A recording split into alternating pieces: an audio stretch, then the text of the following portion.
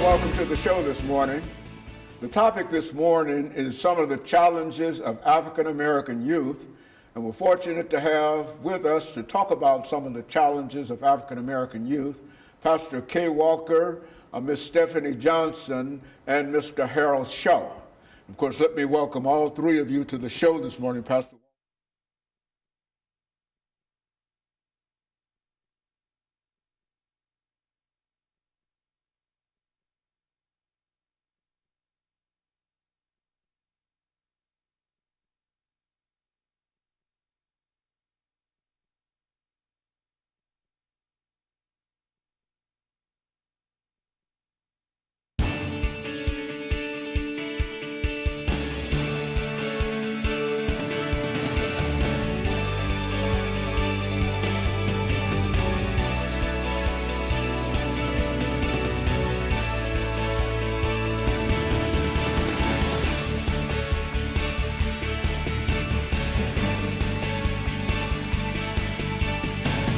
Thank you and welcome to the show this morning.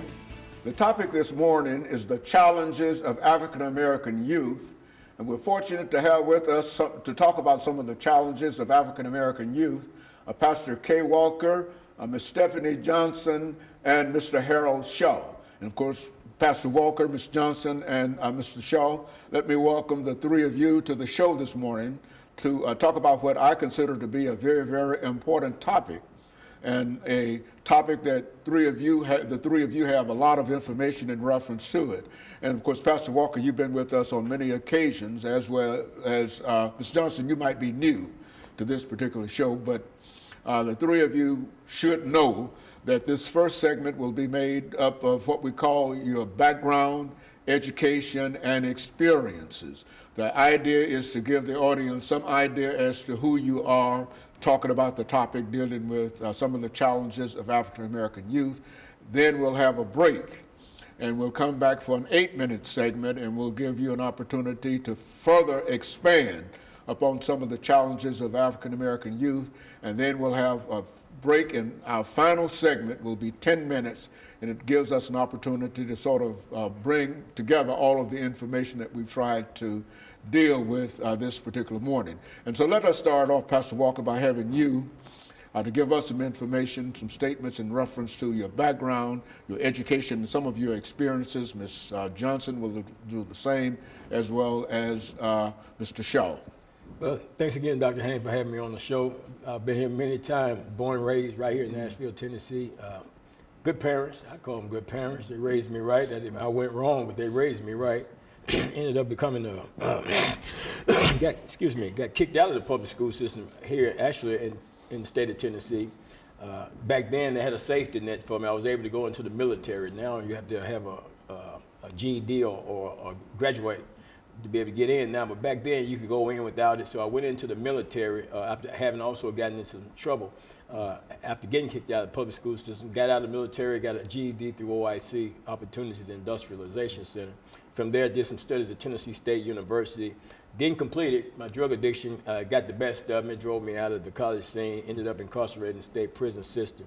And just lived a lifestyle of crime for many years, 17 plus years, drug addiction, crime, and all of that stuff back in 1986. To be exact, August 24th, God intervened in my life, called me away from that lifestyle of drug addiction and crime and everything, and called me into the ministry. And this is what I've been doing ever since. This is what brings me to this show, because I'm always looking to make a difference in the lives of other people. Very good. And of course, Mr. Johnson, what about you? Hey, I was born and raised here as well.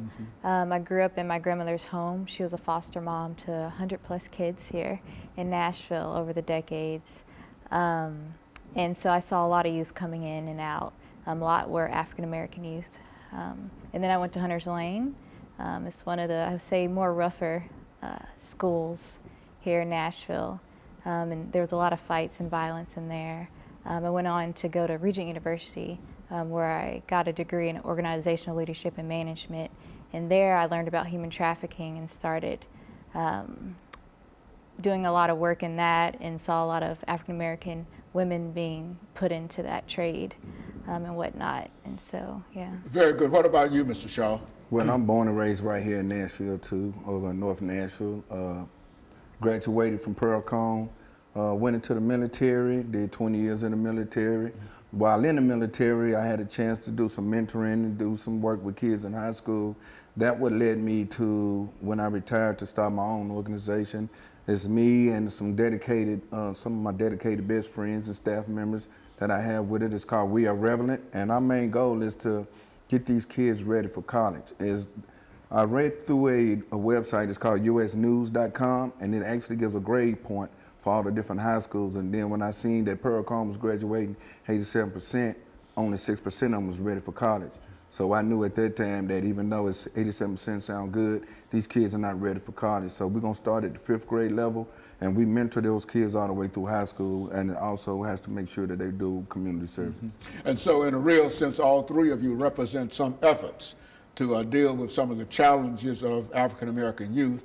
And what we'll do, we'll have our first commercial break, and then we'll come back and we'll allow the three of you to talk about something specifically in reference to some of the problems or some of the challenges or some of the successes of African American youth during this second period following this very, very short commercial break. And of course, what we'll try to do is to join you when we come back with our second segment of the show for the morning.